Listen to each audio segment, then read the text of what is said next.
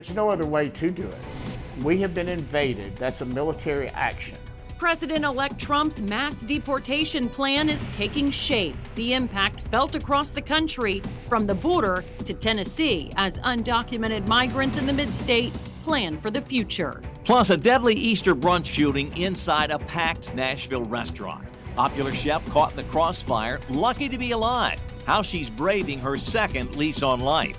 It's clear from the video that Marquez Davis is the first person to pull the firearm. Gunfire erupting during TSU's homecoming weekend. 1 dead, several injured, including children. What lies ahead for the 4 suspects that faced a judge today? Fox 17 News at 9 starts now. Middle Tennessee's only primetime news. This is Fox 17 News at 9, your Code Red station. We start tonight in a Code Red weather alert for a very chilly night and day ahead. We've got that. Lows in the 30s in a lot of places tonight. In some cases, that number could be below freezing. Fox 17 Code Red Chief Meteorologist Katie Morgan with who will see the lowest temperature. I'm guessing east of here. Yes, it's looking like that we will find temperatures closest to the freezing mark east of here. We may dip just below that over toward the plateau. And that's where we're also going to be looking at some light snow showers as we head through the overnight. So frost possible for us over the next few evenings with those light snow showers around on the plateau, and overall a chilly afternoon for tomorrow. Kind of like what we had today with a bit of a breeze out there as well.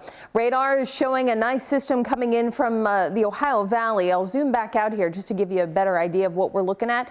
A lot of snow showers moving through a lot of Kentucky, eastern Kentucky, Cincinnati, Ohio, and into East Tennessee. We are getting clipped by this system, and I do expect a few more of these showers to fill in as we head into the overnight hours, mainly for the upper Cumberland region and the plateau. That's going to be where we end up with the potential for a dusting of snow in this light blue and up to 1 inch in higher elevations right here. It should not amount to too much and really give us too much impact. Temperatures for tonight will be cold for us. We're already in the upper 30s in these locations, mid 40s here in Nashville, and overnight could be hovering right around the freezing mark, which again could lead to that minor accumulation of snow.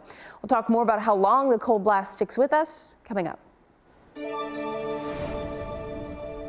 Just knowing that you have to keep going and you got to keep your feet moving. In Operation Crime and Justice, 7 months after being shot in a deadly mass shooting Easter Sunday while at work, a Nashville chef is reopening her restaurant in a brand new location. It's in Midtown and now has a new name, Roasted Flavors. It opens to the public this Sunday. Fox 17's Kylie Walker joining us live from Midtown with a powerful story of rebuilding, recovery, and resilience. Kylie. After months of emotional recovery, the owner who was shot is ready for a fresh start. I'll step out so you can see where we are. This is off Demumbrian Street near Tin Roof and Live Oak. But Flavor of the 90s here will soon be rebranded as Roasted Flavors as the owners merge visions. And while the journey has not been easy, she is preparing for the next chapter with resilience and determination. This vibrant brunch spot turned into a tragic scene on Easter Sunday when police say convicted felon Anton Rucker opened fire during a fight inside Roasted Salem Town, injuring 7 people and killing a 33-year-old father. I've never been involved in anything like that. I've never seen anything like that. I've never felt anything like that. So it was the worst day of my life. Roasted chef and owner Erica Pfizer says she was shot in the leg while trying to break up an altercation between 2 customers. My adrenaline, I guess, made me not realize it, one, but even the pain just wasn't there. I was worried about my employees or worried about the customers. Then I find out someone passed. So I'm literally worried about the moment after, the days after, 2 weeks after. And while she's eager to rekindle her passion in the kitchen, the physical and emotional pain still lingers. And, you know, just literally in the midst of it all, we still had to think of how to survive. I can't say if I am ready right now, but I mean, I have no choice but to get ready. In just a few days, Pfizer will be loving her Southern comfort food into existence once again. And a long line of customers eager to reciprocate, showing her all that love in return. I'm just glad that I can give everybody that had faith and believed in me during this downtime I'm just glad that we're here now. Pfizer says nearly all employees from the previous location will be returning for this comeback. The owners here actually had a soft launch earlier tonight, just with close friends and family, and I've actually seen a lot of them walking in and out of those doors for the past 15 minutes or so. But keep in mind, we do have that grand opening on Sunday for the general public, where doors will open at 10 a.m. For now, reporting in Midtown, Kylie Walker, Fox 17 News, your Code Red Station. I appreciate this station. I appreciate you so much. Continuing coverage tonight as Fox 17 goes to bat for a group of Greyhound passengers left stranded in Jackson during a trip from here to Memphis. It has been 2 weeks and Greyhound is still ignoring them, but we may have a break. Fox 17 News' Caitlin Miller, who is continuing to press Greyhound, has now connected with federal regulators. Caitlin, what are the feds saying tonight? Yes, well, this is a story where a Greyhound driver drove off with a woman knocking on the door. You can see that happening right next to me to get in, and another couple running after her. Now, after reaching out a few times, the Federal Motor Carrier Safety Administration has reviewed this incident and is now urging the passengers to file a formal complaint. Sarah Ann Watson says she and a couple with a small baby were abandoned by Greyhound Halloween night at the Mega Mart in Jackson, Tennessee. I just hit on the door, just hitting on the door, running. Watson says being abandoned in a strange place at night was terrifying.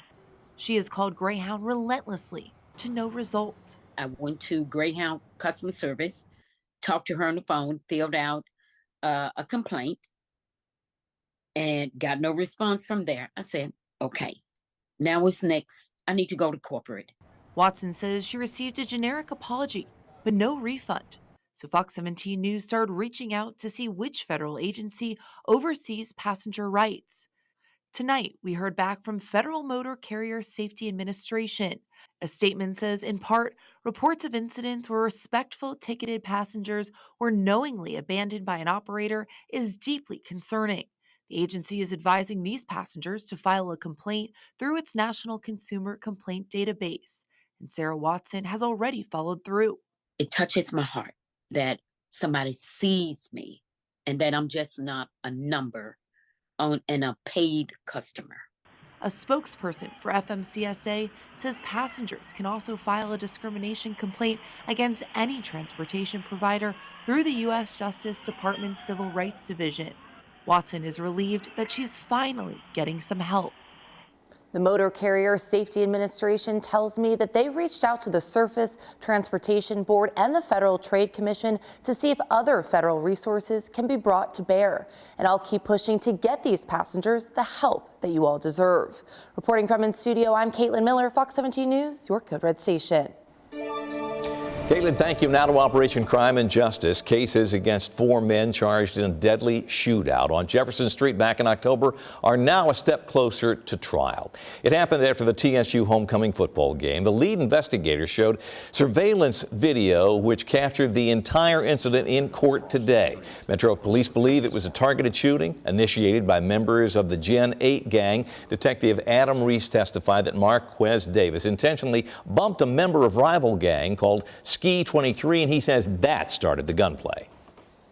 Vonnegut Johnson was clear from the video that's who they were targeting during the gunfire. Right. And Vonnegut Johnson ultimately suffered multiple gunshot wounds. Johnson was rushed to the hospital by his mother, who was also on scene, but doctors couldn't save him. 2 men are charged with murder in this case, 2 others charged with aggravated assault and reckless endangerment. Metro Police say 7 innocent bystanders, including 3 children, were injured. Fox 17 News investigates claims a DCS supervisor mistreated a 4-year-old girl on the job. Why the foster mother who made the complaint fears for other children. And questionable labor practices. Why workers at this Rutherford County restaurant say they're being done wrong.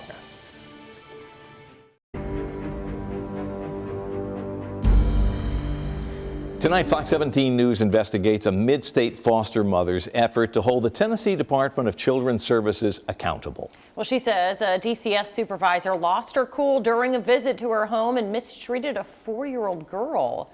Fox 17 News' Amanda Chin sitting down with the foster mom and pushing DCS for answers about how the entire case was handled. This foster parent wants to share her story out of concern for the safety and well-being of children in state custody. The Department of Children's Services confirms to Fox 17 a caseworker in the story we're about to tell you still works for the department. And that's not sitting well with one Clarksville woman who now feels like a target. Jessica Yana says she signed up to be a foster mother to provide the love and care every child deserves. Over the years, Yana has had more than 50 foster placements, including 5 siblings she received in November of 2022. I get a call a few days later, I think on November 8th, if I'm not mistaken, about the 4 siblings. They wanted me just to take the youngest of the siblings and split up the rest of them.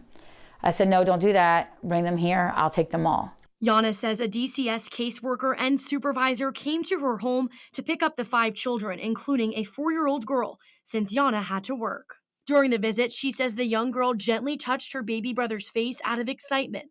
That's when Yana claims things took a turn for the worse regarding the supervisor's behavior. There's only maybe 2 feet, 3 feet between the ottoman where I had the baby laying and my fireplace. She snatched that baby, that little 4-year-old girl, flung her backwards and started swearing at her, shut the F up or I'll give you enough reason to cry. Yana says the young girl began screaming out of fear as this DCS supervisor dragged her. Eventually, Yana says the DCS workers left her home, but she was not happy.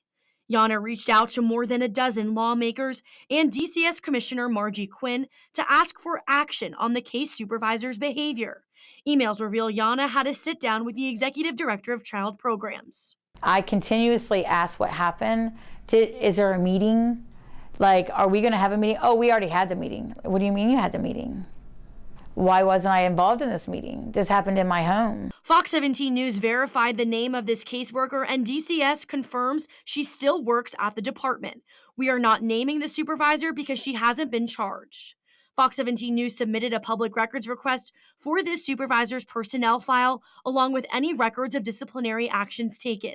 The state has not responded to our request. Yana says the Department of Children's Services told her the department did an internal investigation. We also requested the results of the investigation from the Department of Children's Services, but the state denied that request too, saying producing those records is against the law. Tennessee Code 107504 states all investigative records and reports of the Internal Affairs Division of the Department of Correction or of the Department of Children's Services shall be treated as confidential and shall not be open to inspection by members of the public. Yana remains upset about the case supervisor. Still has access to children.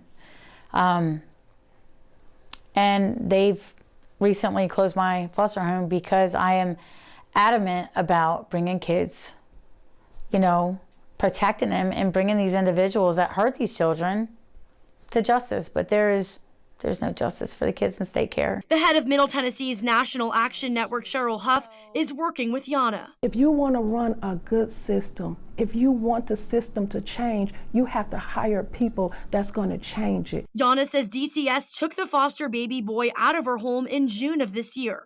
A month later, Yana received this letter from DCS, closing her foster home, with a bad standing report citing DCS Foster Policy 1616B, which says, quote, failure to preserve contractual partnership with the department by interfering with permanency goals, promoting negative speech regarding the department or partner contract agencies. Nobody cares. And that's the problem that we're facing with the Department of Children's Services. There's no accountability. Yana says she plans to take legal action against the Department of Children's Services. She feels the department ignored her concerns and did not take proper action to protect her foster children and the future of kids in state custody. Reporting in the studio, I'm Amanda Chin, Fox 17 News, your Code Red station. We remain quiet here across Nashville, but overnight some light snow showers will be possible, especially toward the plateau. We start off with a look at the radar, and we're seeing a couple of those showers fly, mainly in Clinton County in Kentucky. pushing more into Pickett County and Fentress County in Middle Tennessee. So we'll see more of this, I think, through the overnight. It'll be light, but possible if you're a night owl, you might see some out that way. Perhaps a flurry at best here in Nashville. Patchy frost will be possible, though, in many spots. Snow showers we just talked about toward the plateau, and when we can expect warmer weather, it's not very far, even though we're experiencing the colder air, which isn't really extreme for us this time of year. It's fairly average, especially these lows. We've got warmer weather that'll be on the way shortly. So next couple of mornings here, patchy frost for early Friday morning with mid-30s likely here in Nashville. Widespread frost is possible for a lot more of the area as we dip into the low 30s. Some places out east could be closer to the upper 20s. And Sunday morning, looking at patchy frost that could be possible once again, and then a nice big warm up. So locally in Nashville will be around 34 here for Saturday morning. Sunday morning, looking at temperatures in the mid-50s or mid-30s, I should say, as well, giving us that frost potential. Temperatures stay pretty chilly for tomorrow. It'll be a lot like what we had today, breezy and chilly with temperatures barely reaching 50, if that, for the afternoon with a mix of clouds and sunshine. The winds, I don't think will be quite as blustery as today, but they'll still be up there. You notice that the gusts could be up to about 20, maybe even 25 miles per hour. And more of those wind gusts are happening through the later or the first half of the day, with the later half then starting to taper off a little bit more into that 5 to 10 mile per hour range. As far as what we can expect for the overnight, Future Track does bring in a couple more of those snow showers for us. Notice this is just after midnight. So again, a lot of this is going to happen while you're sleeping. As we get into early Friday morning, a few more snow showers up toward the plateau that should begin to clear out. We're left with a partly to mostly cloudy sky. This is noon. Perhaps a few more showers possible as we head into the afternoon. This would mainly be a light rain, maybe a drizzle, but I wouldn't be surprised if it mixes in with a flake or two.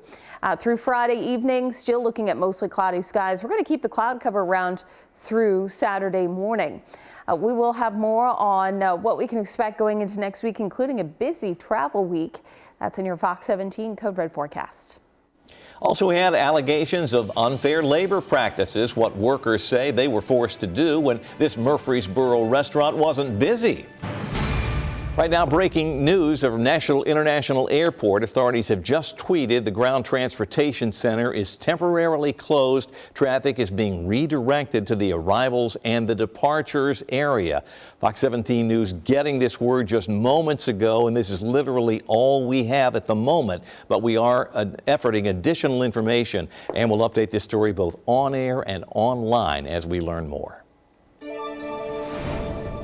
In your business news, complaints of unfair labor practices by workers at a burger restaurant in Rutherford County.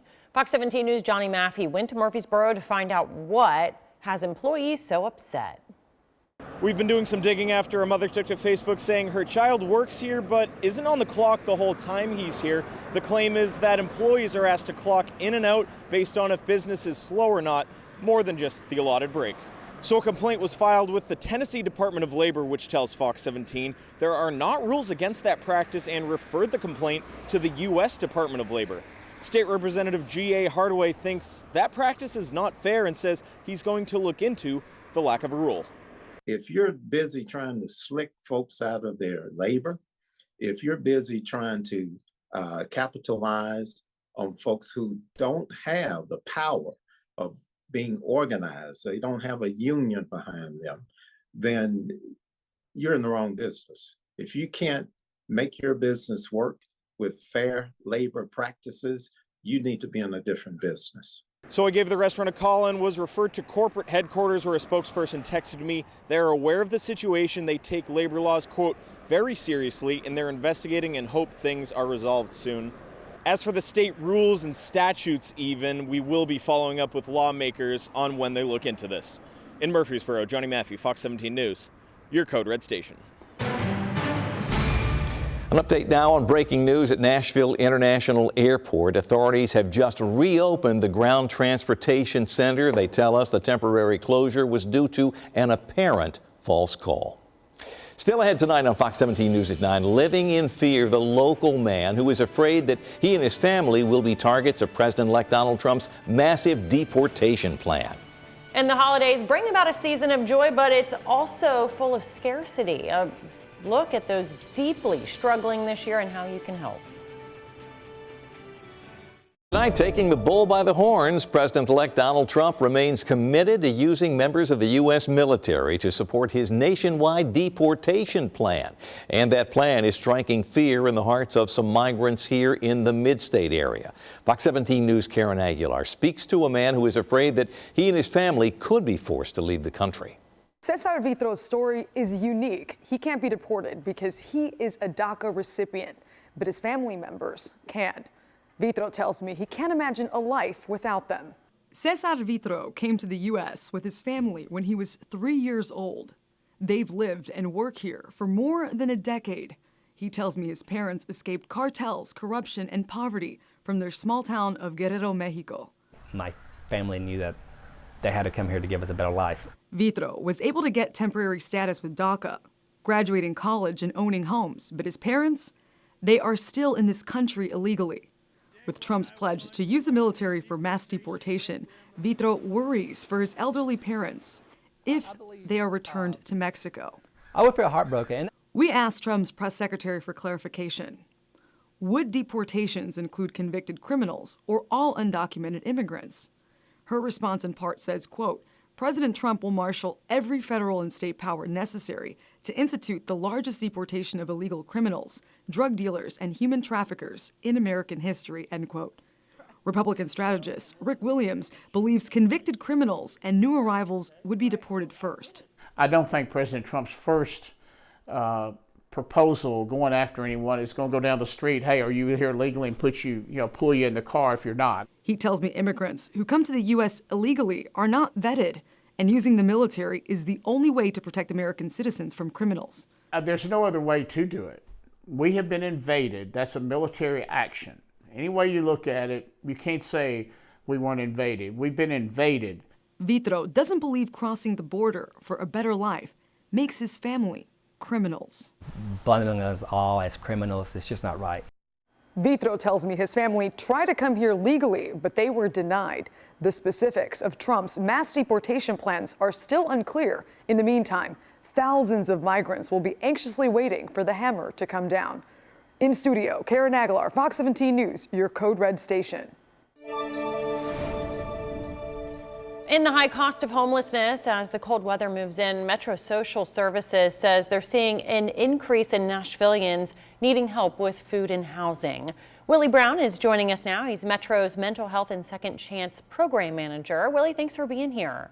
Well, thank you for having me. Well, we really see the struggle, especially this time of year around the holidays and when the temperatures plummet. What are you seeing on your end? About the same thing, man. One of the biggest issues we're seeing on our end is that families have to decide whether Christmas, paying rent, which was the biggest issue here in Nashville. And one of the things we want to do at Metro Social Services is kind of ensure families that we're here to help them, support them with their family or their food needs. And you had a food box giveaway today. How was that turnout, and what was apparent to you? So yes, man, we're preparing our meals for this weekend for Thanksgiving. It'll be this Saturday. We'll be giving away 500 food boxes of families that's already been pre-registered. Okay, and what are the numbers that you're seeing? In regards to the families that are having issues with food insecurity, we're looking at about 1 out of 10 Nashvillians who have food insecurity. So when we have our food drives, we're making sure that we're able to provide as much meals as we can to kind of fill the gap between each meal for each family that we serve. And how can people help? Donating time, money, food, goods, supplies? This is your opportunity to reach those sitting at home that want to help. Yes, ma'am. One of the biggest things we would love people here in Nashville to do is to come together and kind of help when it comes down to insecurity in food. And it's not only just food also. We want to kind of help families that have issues with paying their rent as well. If we're having anything that people can do to help with food boxes or provide resources that our social workers can then provide to the families, please feel free to kind of send us to our office. Our office will be at 3055 Lebanon Pike. Do you accept donations? Yes, ma'am, we do. We do prefer that they speak to our management level first. We're able to kind of make provisions for the people who's doing donations. Once that's done, we'd be more than happy to kind of help facilitate that. And these food boxes that you're giving away, I'm sure that's got to help a lot. Yes, ma'am, it does. From the fast food giveaway we help a lot of families get to the next meal with this meal we're providing this weekend, our goal is to make sure we're able to provide meals for families to get them over the Thanksgiving holidays. All right. Always good to give a helping hand. Willie Brown with Metro Social Services. Thank you so much. Thank you, ma'am. Still quiet here in Nashville, and really don't expect too much in the way of snow showers, but we do continue to track them here to our north and to our east. Again, a couple of these light snow showers will be possible for portions of the plateau as we head through the overnight. And I have my eye on this sliver of a shower up here in Illinois. So this will likely dive southward as we head into the evening hours, and again could clip parts of our viewing area, mainly east of I-65. A few showers here or there, but again, won't amount to too much, something that we're not too concerned with, just kind of exciting since it's the first snow on radar this season. High temperatures tomorrow stay quite chilly. We're looking at the upper 40s here in Nashville, Murfreesboro around 48, Clarksville around 48 degrees with the mid 40s out towards the Cumberland Plateau. Again, it will feel quite chilly when you add in the wind. Real feels through tomorrow morning in the low 30s and 20s. That will stop it in about the low 40s for the afternoon, and we'll be looking at 30s as we head into the overnight Friday into early Saturday morning. More on Thanksgiving travel coming up. I'm Atrell Nashar in Capitol Hill with what we're learning about why some of the nation's top security officials are putting off testifying about the biggest threats to Homeland Security. Covering the Capitol tonight, members of Congress say it's critical for top leaders to come clean about close calls involving threats to Homeland Security. But as Fox 17 News' Atrell Nashar shows us, for the second day in a row, those security officials are not talking.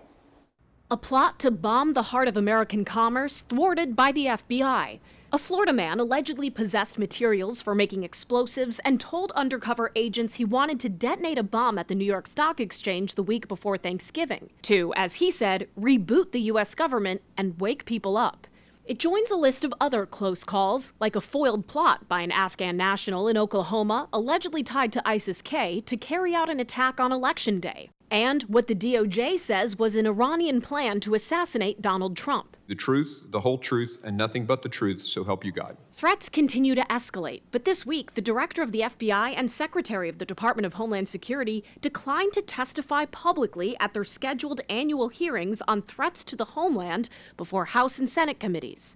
Senate Homeland Security Committee Chairman Gary Peters called it a shocking departure from a 15-year tradition. Republican committee member James Langford. They have not given a reason other than they did not want to testify in an open setting on these issues. Again, the American people need to know. We've got multiple threats that are out there. We need to know about special interest aliens. We've had the Chinese have done a significant hack into telecom systems in the United States. The FBI tells us they've repeatedly demonstrated their commitment to transparency and cooperation with congressional oversight, adding, FBI leaders have testified extensively in public settings about the current threat environment and believe the committee would benefit most from further substantive discussions and additional information that can only be provided in a classified setting. The Department of Homeland Security tells us DHS and the FBI have offered to the committee a classified briefing to discuss the threats to the homeland in detail, providing the committee with the information it needs to conduct its work in the months ahead. DHS notes Secretary Mayorkas has testified before Congress 30 times and pointed to a recently published Homeland Threat Assessment. For now, it's unclear if officials and lawmakers will land on a later date for these hearings, agree to do them in a classified setting, or wait until President-elect Trump's nominees for these national security positions are confirmed. On Capitol Hill, I'm Atrell Nashar. This week on Full Measure, a growing food fight in America over the safety of what we eat and government efforts to police it. Now, part of this fight involves a growing dispute over raw milk, which is gaining popularity. Well, supporters say it's much healthier while the government is working to tamp down sales. And then in human studies, and these were done in Europe in the last couple of decades, you have less asthma, less respiratory disease, and less fewer allergies in children brought up on raw milk. This Sunday on Full Measure, our Cheryl Atkinson with more on the controversy surrounding policing food. And you can watch a new episode of Full Measure every Sunday morning at 7:30 right here on Fox 17. Plus, we'll talk more about our frost potential for the next few days and more on our Thanksgiving travel forecast that's coming up. Also, we had a harmful chemical hiding in medical supplies. We investigate the threat to patients like you. Dangerous chemical used to make some IV fluid bags and medical tubing found in hospitals around the country linked to serious health problems. In tonight's Spotlight on America investigation, Lisa Fletcher explains what it is, how it can be harmful. Some now push to have the chemical removed from medical supplies. The drip of medicine comes when we are at our most vulnerable. IV bags and tubes delivering often life-saving medications.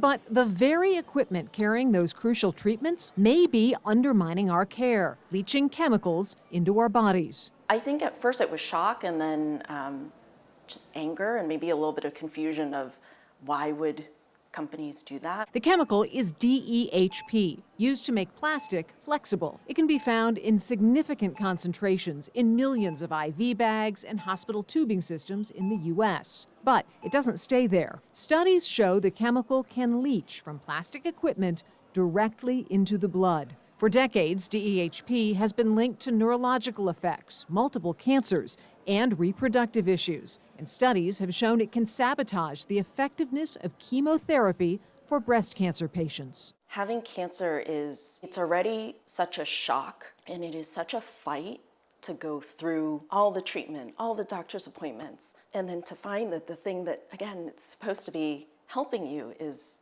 can be causing more harm. Cynthia Cheng was diagnosed with breast cancer about a year ago. You think about the risks of taking the medication or going through the chemo, the side effects, all of that. You don't think about the vehicle in which it's being delivered. Patients with higher levels of DEHP in their system have been shown to be at higher risk of breast cancer relapse and death. That makes me so angry. It feels like betrayal in a way. I don't even have words.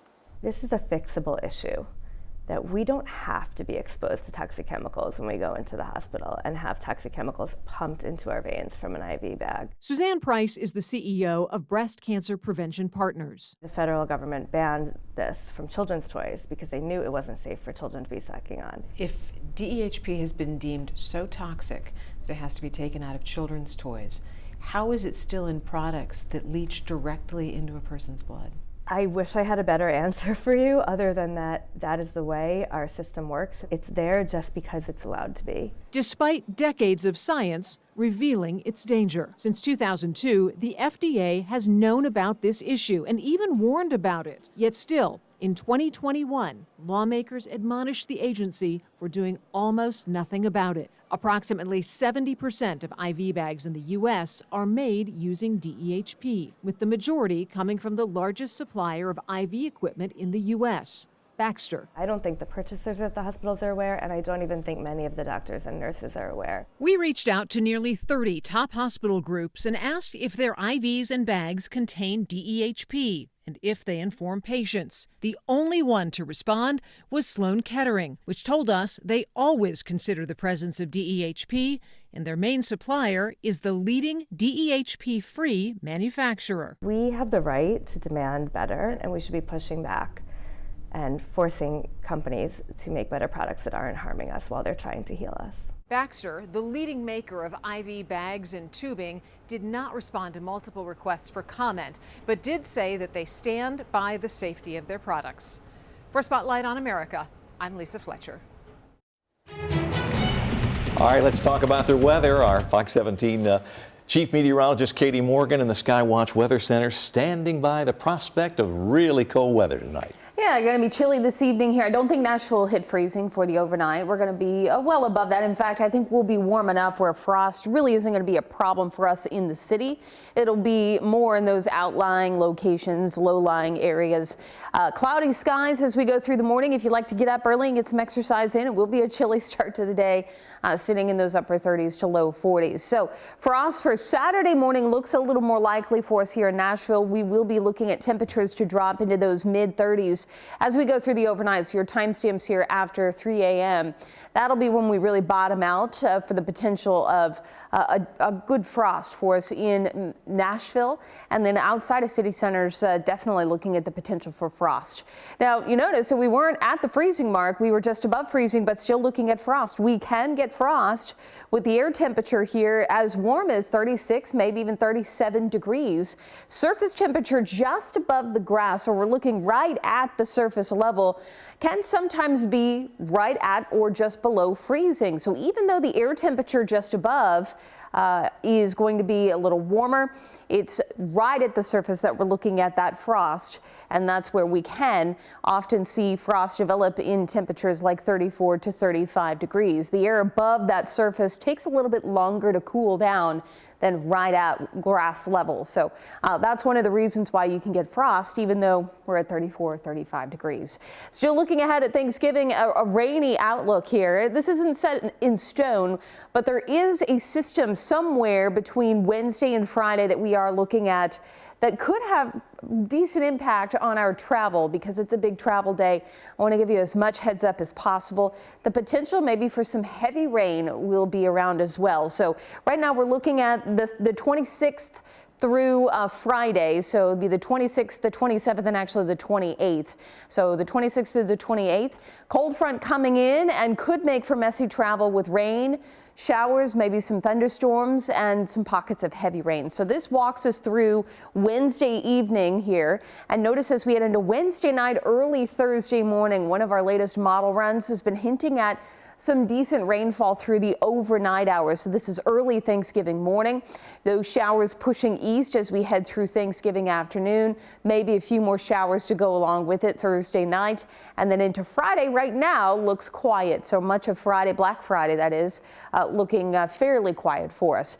Here's a look at your 7-day forecast. Temperatures again will be chilly for tomorrow, right around 48 degrees. We'll look at AM frost possible for Saturday, warming up on Sunday, and Thanksgiving next Thursday, high of 55 with a chance of rain.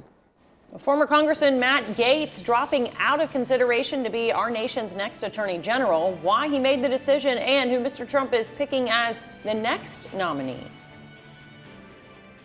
In politics tonight, former Florida Congressman Matt Gaetz drops out of consideration for U.S. Attorney General. Gaetz made the announcement on his X page today, saying it's clear that my confirmation was unfairly becoming a distraction to the critical work of the Trump-Vance transition.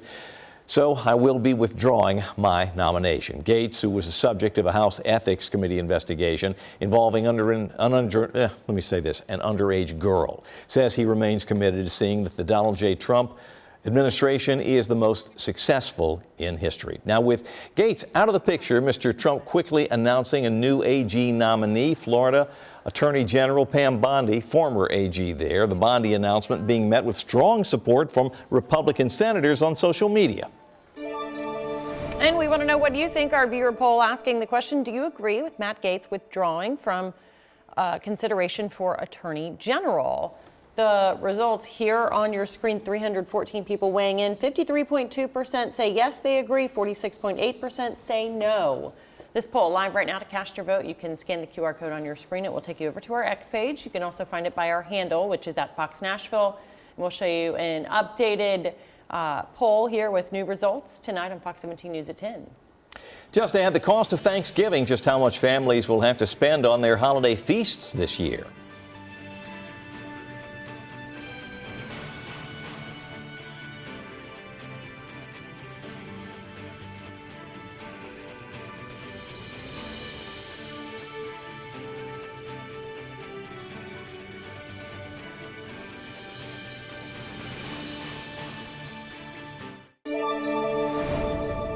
In the economy, for the second year in a row, the cost of a Thanksgiving dinner is going down. Who says there's no good news? Now, according to the latest numbers, the classic holiday feast for 10 will cost you $58.08. I've got a raised eyebrow about this, but they say the price tag's down from last year about 5%.